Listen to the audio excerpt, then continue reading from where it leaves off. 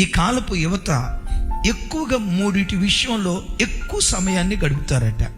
ఒకటి క్రికెట్ గురించి, రెండు సినిమా రాజకీయాల గురించి, మూడవది అన్నిటికంటే మించింది సెల్ ఫోన్ దగ్గర. ఇద్దరు కూర్చున్నారంటే, అరే విరాట్ కోహ్లీ గడు కొట్టాడురా, ఆడరా అంటే ఈలోపు ఇంకొకటి అంటాడు, ఆడిదేముందరా, ఈ మధ్య ఒకడు వస్తున్నాడు సూర్యవంశీ, ఆడు కొడితే సిక్సులు రా. ఆ పోసుకోలు ముచ్చట్లు మాట్లాడుకొని నీ బ్రతుకును భ్రష్టుని చేసుకుంటున్నావుగా.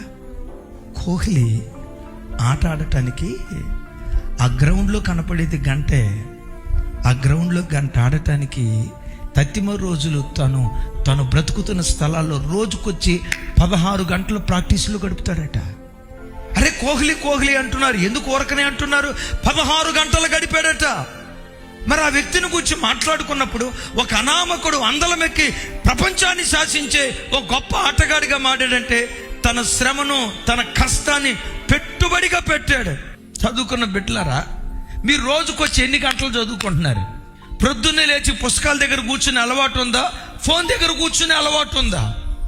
కాలేజీకి వెళ్ళిన తర్వాత శ్రద్ధగా పాఠాలు వింటున్నారా? చిచ్చోరగాడిలాగా తిరుగుతున్నారా?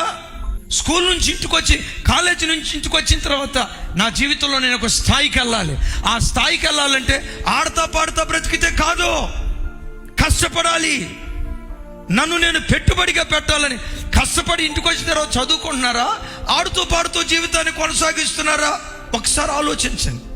మీ ఎదుట నిలబడి నేనున్నా, దేవుని కృపను బట్టి అతిశయంగా చెప్తా, రోజుకొచ్చి 16 గంటలు కష్టపడతా. టిల్ డేట్ ఈ రోజు కూడా రోజుకొచ్చి 16 గంటలు కష్టపడతా. నేను బైబిల్ చదువుకునే విధానం మీరు చూస్తే నా ఫ్రెండ్స్ అంటారు, నువ్వే కనుక పుస్తకాలు ఇట్లా చదువుకుంటే ఏ కలెక్టర్ అయ్యేవాడు అయ్యా నువ్వు.